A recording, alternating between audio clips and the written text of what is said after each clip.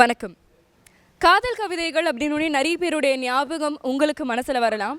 ஆனால் திரு மனுஷபுத்திரன் அவர்களுடைய பேர் நிச்சயமாக நம்ம யாராலையும் தவிர்க்க முடியாது அப்படின்னு சொல்லலாம். கூகுளில் கூட மனுஷபுத்திரன் அவர்களுடைய பேரை டைப் பண்ணி செஞ்சால் அவருடைய கான்ட்ரவர்சிஸ்க்கு ஈக்குவலாக அவருடைய காதல் கவிதைகள் தான் நியூஸ் ஃபீடில் வரும் அப்படின்னு சொல்லலாம். அந்த வரிசையில் வர டிசம்பர் 25 தித்திக்காதே அப்படிங்கிற அவருடைய காதல் கவிதைகளுடைய தொகுப்பு வெளிவர இருக்கு. அதை பற்றி தான் இன்னைக்கு நாம் அவர் கூட பேசி தெரிஞ்சுக்க போகிறோம். தித்திக்காதே, நீ இன்றெனக்கு இந்த அளவுக்கு தித்திக்காதே. அன்பே, நீ இயன்ற அளவு உவர்ப்பாயிரு, உரைப்பாயிரு. நான் சூரியன் விழும் திசையில் என் குதிரையை வேகமாக செலுத்திக் கொண்டு போகிறேன். தூங்க அஞ்சுகிற இந்த இரவுகளில் ஓசையில்லாமல் இருளில் பெய்து கொண்டிருக்கிறது மழை. இப்போதெல்லாம் நான் பைசாசங்களுடன் சண்டையிடுவதில்லை, உன்னை தேடும் கண்ணீருடன் உரையாடிக் கொண்டிருக்கிறேன். நீ இவ்வளவு தித்திப்பாக இருந்தால் உன்னுடனேயே இருந்துவிட முடியாதா என்று ஒரு கணம் ஏங்கி நின்று விடுகிறேன். அதற்கு நீ அவகாசம் கொடுக்காதே. இன்று நீ கசப்பாயிரு, கொஞ்சம் விஷமாயிரு. கடவுளின் முகமூடி அணிந்த ஒருவன் அருகில் வந்து, இதுதான் இந்த உலகில் உனது கடைசி நாள், என்ன வேண்டும் கேள் என்கிறான். இன்னும் ஒரே ஒரு நாள் கூடுதலாக கொடு என்று கேட்கிறேன். அந்த நாளில் உன்னை கடந்து சென்று விடும் அற்புதம் எப்படியும் நிகழ்ந்துவிடும் தானே. உங்களுடைய காதல் கவிதைகள் ரொம்ப குறிப்பாக உங்களுடைய ஸ்பெஷாலிட்டி அப்படின்னு சொல்லலாம். அந்த வகையில் தித்திக்காதே இதுவரைக்கும் அந்த தொகுப்புகள்ல இருந்து எந்த விதத்தில் வேறுபட்டு இருக்கும்னு சொல்லுங்கள். காதல் என்பது எப்பொழுதுமே தீராத ஒரு புதுமையை தனக்குள் கொண்டிருக்கிறது. இன்னும் சொல்லப்போனால், காதல் வயப்படுகிற ஒரு மனிதன் அல்லது காதல் வயப்படுகிற ஒரு பெண், அவள் புதிதாக ஒவ்வொரு நாளும் தங்களை கண்டுபிடித்துக் கொள்கிறார்கள் என்பதுதான் உண்மை. காதல் என்பது எப்பொழுதும் ஒரு வசீகரமான, ஒரு இனிப்பான அனுபவங்கள் மட்டுமல்ல, மாறாக அதற்குள் வாழ்க்கையினுடைய அத்தனை விதமான ஏற்ற இறக்கங்களும் துயரங்களும் கனவுகளும் வீழ்ச்சிகளும் ஒரு காதலுக்குள் நடக்கின்றன. பல சமயங்களில் இந்த காதல் என்கிற ஒரு உணர்வு, அன்பு என்கிற உணர்வு, ஒரு பிரியம் என்கிற ஒரு உணர்வு நமக்கு மகிழ்ச்சியை தருகிறதா துக்கத்தை தருகிறதா என்பதே நமக்கு குழப்பமாகி விடுகிறது. ஏனென்றால் காதல் என்பது அது இரண்டு மனிதர்களுக்கு இடையிலான பிரச்சனையாக இருந்தால் மட்டும் அது வேறொரு விஷயம். ஆனால் அது ஒரு சமூகத்தினுடைய பிரச்சனையாக இருக்கிறது, குடும்பங்களுடைய ஒரு பிரச்சனையாக இருக்கிறது, அதிகாரம் சம்பந்தப்பட்ட ஒரு பிரச்சனையாக இருக்கிறது. நிறைய நேரங்களில் நம்முடைய காலத்தினுடைய காதல் என்பது எத்தகையதாக இருக்கிறது. நிச்சயமாக ஒரு 20 வருடங்களுக்கு முன்பு 30 வருடங்களுக்கு முன்பு இருந்தது போல காதல் இருந்ததா, அல்லது ஒரு நூற்றாண்டுக்கு முன்பு காதல் எப்படி இருந்தது, ஒரு 1000 வருடங்களுக்கு முன்பு காதல் எப்படி இருந்திருக்கும், நம்முடைய இலக்கியங்களில் எல்லாம் படிக்கிறோம். ஆனால் இன்றைய காதல் என்பது அது முற்றிலுமாக தன்னுடைய உள்ளடக்கத்திலும் வடிவத்திலும் மாறிவிட்டது. அப்படி இருக்கிற போது நமக்கு என்றால் காதல் என்பது காலகாலத்திற்கும் அழியாது என்றெல்லாம் சொல்வார்கள். ஆனால் ஒவ்வொரு காலத்திற்கும் உரிய காதல் உணர்வுகள் மேலே வருகின்றன. அந்த காலத்தினுடைய பிரச்சனைகள், மன உணர்வுகள், பண்பாடு மாற்றங்கள், இது சார்ந்துதான் காதல் என்பதும் நிர்ணயிக்கப்படுகிறது. அப்படி பார்க்கிற போது இன்றைக்கு நாம் ஒரு விதமான மனிதர்களாக நாம் உருவாகி இருக்கிறோம். நாம் எத்தகைய மனிதர்களாக இருக்கிறோமோ அத்தகைய விதமாகத்தான் நம்முடைய காலத்தினுடைய காதல்களும் இருக்கின்றன. அப்படி இருக்கிற போது இதற்குள்ளாக நான் இந்த ஆண் பெண் உறவுகளுக்குள் நடக்கக்கூடிய மிக அற்புதமான தருணங்களை எழுத முயற்சித்திருக்கிறேன்.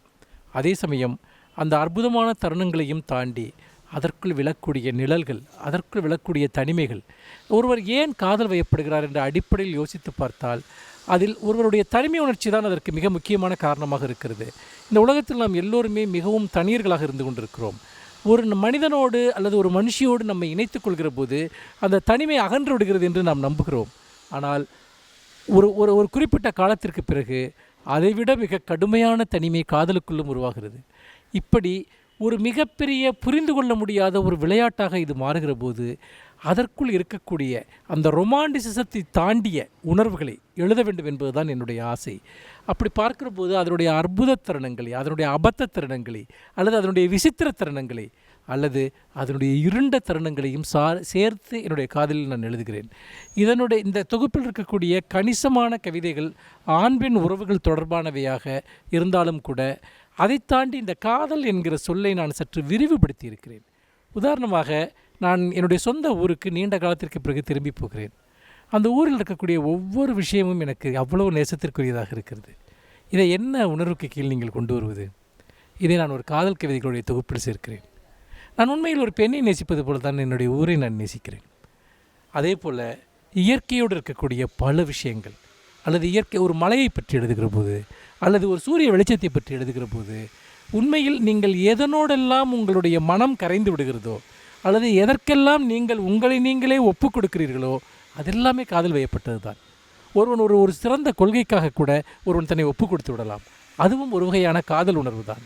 அப்படி பார்க்கிற போது எது ஒன்று நம்மை முழுமையாக ஆக்கிரமித்துக் கொள்கிறதோ, எது ஒன்றிற்காக நாம் எதை வேண்டுமானாலும் செய்ய தயாராக இருக்கிறோமோ, அல்லது எது ஒன்றை நாம் இடைவிடாமல் பின்தொடர்ந்து செல்கிறோமோ, அது எல்லாமே காதலோடு தொடர்புடையது தான். அந்த வகையில் அன்பின் நிமித்தமாக, பிரியத்தின் நிமித்தமாக, நேசத்தின் நிமித்தமாக சொல்லப்பட்ட அனைத்தையுமே இந்த தித்திக்காதை தொகுப்பில் நான் சேர்த்திருக்கிறேன். அன்பின் நிமித்தமாகன்னு சொல்லிட்டு தித்திக்காதேன்னு சொல்லிட்டீங்களே சார், டைட்டில்லே ஒரு பெரிய கான்ட்ரவர்சி தான். தித்திக்காதேன்னு சொன்ன உடனே உங்களுடைய ஃபேமஸ் வாணிஸ்ரீ கவிதைகளுடைய ஒரு தொடர்ச்சியா அப்படிங்கிற மாதிரியான ஒரு சந்தேகமும் வந்தது. எதுக்காக இப்படி ஒரு தலைப்பு? இது ஒரு மிக அருமையான ஒரு கேள்வி. ஏனென்றால் இவ்வளவு தூரம் ஒரு மனம் தோய்ந்து அன்பை பற்றி எழுதுகிறவன் அன்பை பார்த்து தித்திக்காதே என்று சொல்லலாமா என்று கேள்வி என்பது உண்மையிலேயே அப்படித்தான் இருக்கிறது. ஏனென்றால் எப்போதெல்லாம் காதலினுடைய அந்த தித்திப்பு நம் ஒரு கட்டத்தை அடைந்த பிறகு அது அங்கிருந்து கசப்புகள் தொடங்க ஆரம்பிக்கின்றன. வாழ்க்கையினுடைய யதார்த்தம் எவ்வளவு எந்த ஒரு கனவையும் கலைத்து விடக்கூடியதாக, எந்த ஒரு சிறகுகளையும் பீத்து போட்டு விடக்கூடியதாக இருப்பதை நான் தொடர்ந்து பார்த்து வந்திருக்கிறேன். எந்த ஒரு அற்புதமான உணர்வுக்குள்ளும் நம்மால் கொஞ்ச தூரத்திற்கு மேல் நடக்க முடியவில்லை. ஏதோ ஒன்று அதை இங்கே தடுத்து விடுகிறது அல்லது சிதறடித்து விடுகிறது. அப்படி பார்க்கிற போது நீங்கள் வாணிஸ்ரீ கவிதையை பற்றி குறிப்பிட்டீர்கள். அந்த கவிதை உங்களுக்கு நன்றாக தெரியும். சமூக வலைத்தளங்களில் முதலாக ஒரு வைரலாக மாறிய முதல் கவிதை என்பது இந்த வாணிஸ்ரீ நீ வர வேண்டாம் என்கிற அந்த கவிதை தான். கவிஞர் இசை ஒரு கவிதை எழுதியிருந்தார், வாணிஸ்ரீ நீ வருக என்று. அந்த கவிதை என்பது அதாவது தன்னுடைய ஒரு இழந்து போன காதலிக்காக காத்திருக்கக்கூடிய ஒரு ஆண்.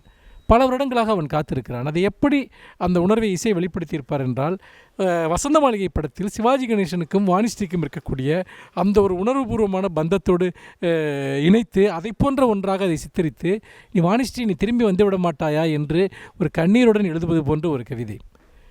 நான் அந்த கவிதையை பற்றி இசையினுடைய கவிதைகள் தொடர்பான ஒரு கூட்டத்தில் மிகவும் உணர்வுபூர்வமாக பேசினேன்.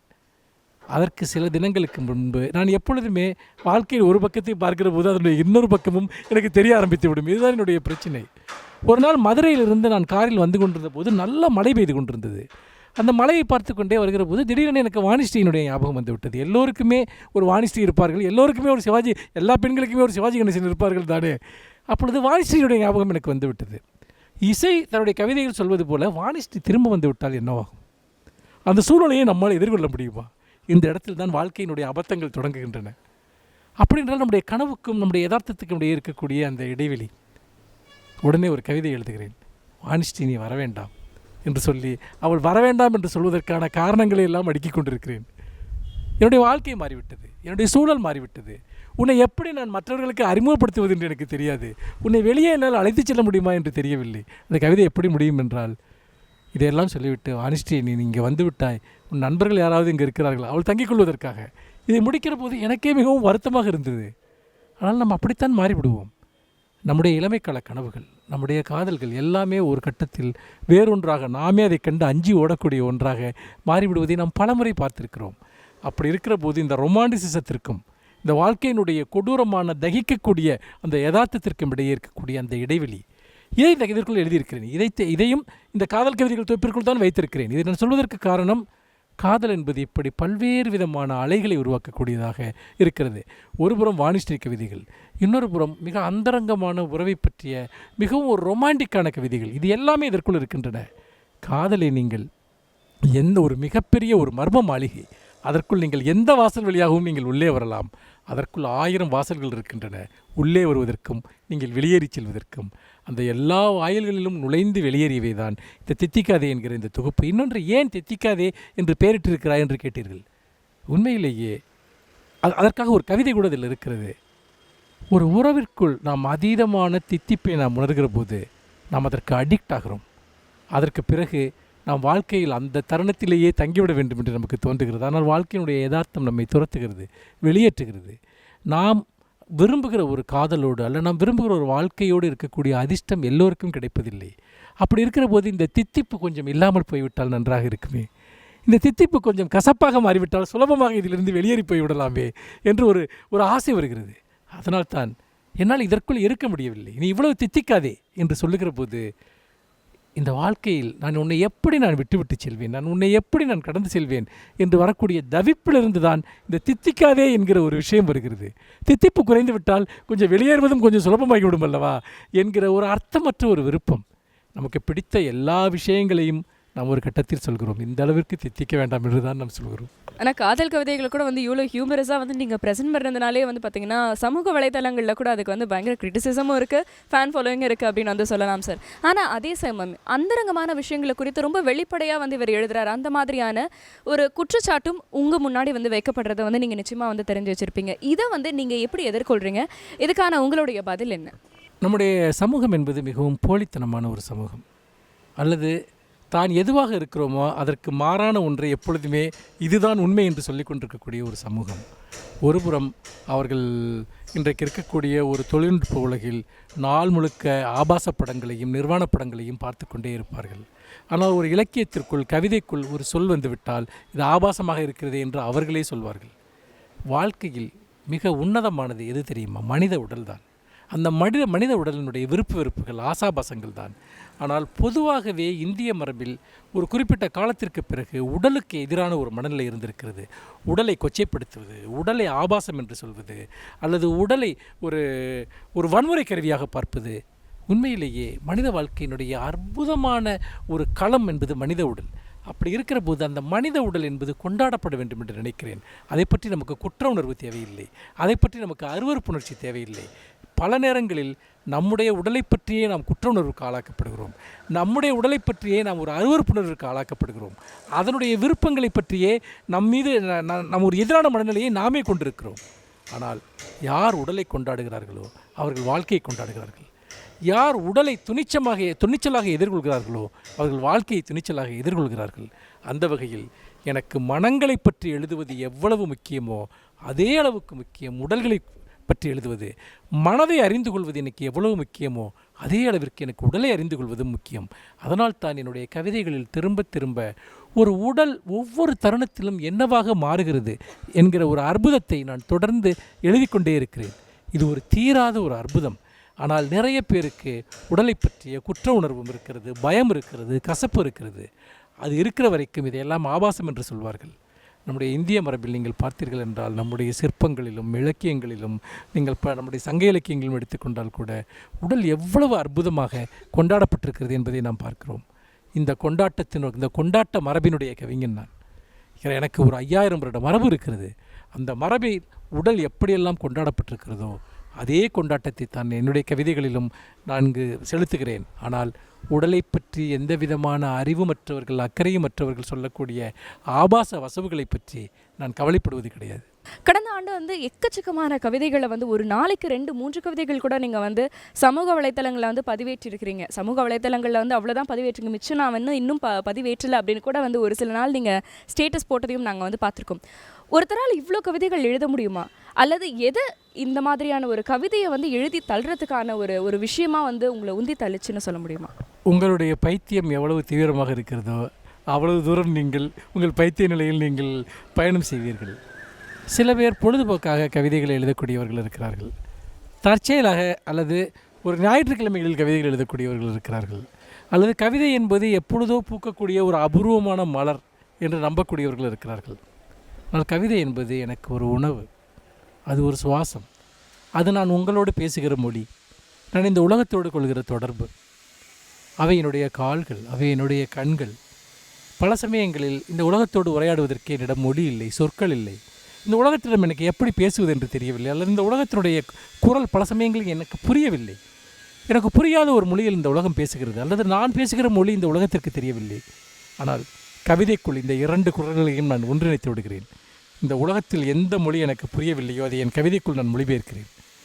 எதை நான் உங்களுக்கு சொல்ல தெரியவில்லையோ அதை என் கவிதைக்குள் நான் மொழிபெயர்த்து விடுகிறேன். அப்படி இருக்கிற போது கவிதைக்குள் எனக்கு புரியாத மொழியினுடைய புரிந்த ஒரு உரையாடல் அங்கு நடக்க ஆரம்பிக்கிறது.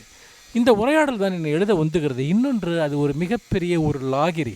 ஒரு நல்ல கவிதையை எழுதுகிற போது அல்லது ஒரு நல்ல ஒரு சொல்லை உருவாக்குகிற போது மனம் கிளர்ச்சி அடைந்து விடுகிறது. வேறு எந்த ஒரு உணர்வும் அதற்கு இணையானதா என்று தெரியவில்லை. நான் இன்றைக்கு ஒரு வாக்கியத்தை உருவாக்கினேன், ஒரு சொல்லை உருவாக்கினேன். ஒரு உணர்வை புத்தாக்கம் செய்தேன் என்கிற ஒரு ஒரு ஒரு ஒரு மன உணர்வு என்பது அது நம்முடைய மனதை ஒரு ஆகாயத்தில் பறக்கச் செய்கிற பறக்கிற ஒரு பறவை போன்ற ஒரு உணர்வை கொடுக்கிறது. அந்த வகையில் அந்த எழுதுதலினுடைய இன்பம் ஒன்றுதான் தொடர்ந்து எழுத வைக்கிறது. ஒரு அடிக்ஷன் என்று சொல்லலாம். அந்த அடிக்ஷன் என்பது இடைவிடாமல் தொடர்ந்து துரத்தி கொண்டே இருக்கிறது. அந்த துரத்தலினுடைய ஒரு விளைவு தான். இன்னும் சொல்லப்போனால் நான் அப்படியும் ஒரு எல்லா காலத்திலும் தொடர்ந்து எழுதுகிறவன் அல்ல. இந்த ஆண்டை நீங்கள் எடுத்துக்கொண்டால் கடந்த ஜனவரி மாதத்திலிருந்து தொடங்கி சென்ற ஆண்டு உங்களுக்கு தெரியும், அந்த ஊழின் தினங்கள், புலரியின் முத்தங்கள் தொகுப்பெல்லாம் எழுதி முடித்த பிறகு ஜனவரியிலிருந்து ஜூன் மாதம் வரைக்கும் நான் ஒரு கவிதை கூட எழுதவில்லை. எனக்கு கவிதை வரவில்லை. என் மனம் மறண்டு போயிருந்தது. அங்கே ஒரு புல் பூண்டு கூட முளைக்கவில்லை. நிறைய நேரம் எனக்கு தோன்றும், நம்முடைய கடைசி தொகுப்பை நாம் எழுதிவிட்டோம், நாம் இனிமேல் நாம் அங்கே எதுவுமே எழுதப்போவதில்லை என்று. இதுதான் நம்மளுடைய எண்டு என்றெல்லாம் எனக்கு தோன்றி இருக்கிறது. ஆனால் பிறகு ஏதோ ஒரு அதிகாலையில் மனம் மெல்ல கசங்க ஆரம்பிக்கும். உள்ளிருந்து சில குரல்கள் கேட்க ஆரம்பிக்கும். அது கடவுளுடைய அழைப்பா சாத்தானுடைய அழைப்பா என்று எனக்கு தெரியாது. அந்த குரல்கள் கொஞ்சம் கொஞ்சமாக மேலே வரும். திரும்பவும் நான் எழுத ஆரம்பிப்பேன். பிறகு முதலில் மிக மெதுவாக ஆரம்பித்து அது அப்படியே ஒரு உக்கிரமான வேகம் எடுக்கக்கூடியதை பார்த்துருக்கிறேன். அப்படி இருக்கிற போது எனக்குள் இன்னொரு நபர் செயல்படுவது போன்ற ஒரு உணர்வு எனக்கு ஏற்படும். நான் அதை பார்த்து பயந்திருக்கிறேன். அதை கூட ஒரு கவிதையில் எழுதியிருக்கிறேன். என்னுடைய அறையில் எனக்கு தெரியாமல் யாரோ வந்து அங்கே உட்கார்ந்து என்னுடைய கணினியை பயன்படுத்தி கவிதைகள் எழுதி கொண்டிருக்கிறார்கள். அந்த நபர் வேலை செய்வதை நான் பார்த்து கொண்டிருக்கிறேன் என்று. இந்த மர்ம நபர் யார் என்று எனக்கு இன்றைக்கு வரைக்கும் தெரியவில்லை. ஆனால் அந்த நபர் எனக்குள் இருக்கிறார். நிச்சயமாக அந்த நபர் நான் அல்ல. ஆனால் அந்த நபருக்கும் எனக்கும் ஒரு சம்பந்தம் இருக்கிறது வேண்டுமானாலும் சொல்லலாம். இப்படி என்னால் வெற்றி கொள்ளவே முடியாத அந்த மர்ம நபர் எப்பொழுது எனக்குள் தூங்கச் செல்கிறார், எப்பொழுது அவர் எழுந்து என்னுடைய வேலைகளை ஆரம்பிக்கிறார், என்னுடைய அறையிலிருந்து வெளியே போகச் சொல்லிவிட்டு அவர் எப்பொழுது என்னுடைய சொற்களை பேச ஆரம்பிக்கிறார் என்பது புரிந்து கொள்ள முடியாத ஒரு புதிர். அந்த புதிர் தான் தொடர்ந்து இவ்வளவு வேகமாக எழுத வைக்கிறது. இந்த கேள்விக்கு எனக்கு உண்மையிலேயே தெளிவான பதில் இல்லை. ஏனால் இந்த கேள்வியை நீங்கள் என்னிடம் கேட்கக்கூடாது. எனக்கு தெரியாமல் என்னுடைய அறையில் வாழ்ந்து கொண்டிருக்கக்கூடிய மர்ம நபரிடம்தான் இந்த கேள்வியை நீங்கள் கேட்க வேண்டும் என்பதையும் நான் இங்கே குறிப்பிட விரும்புகிறேன். உங்களுடைய இந்த வாழ்க்கை முறையும் இந்த பைத்தியக்காரத்தனமும் தான் இந்த மாதிரியான கவிதைகளை வந்து எங்களுக்கு வந்து கொடுத்துட்ருக்குன்னா அந்த வாழ்க்கை முறையும் பைத்தியக்காரத்தனமும் வந்து தொடர்ந்து உங்களுக்குள்ளே வந்து செயல்பட்டு இருக்கணும் அப்படிங்கிறதான் வாசகர்கள் மத்தியிலேருந்து வைக்கிற ஒரு வேண்டுகோளாக வந்து இருக்கும் அப்படின்னு வந்து சொல்லலாம். இந்த தொகுப்பு மட்டும் இல்லை, இன்னும் நிறைய தொகுப்புகள் வந்து நீங்கள் எழுதி அதுவும் வெற்றி பெற எங்களுடைய வாழ்த்துக்கள். நன்றி.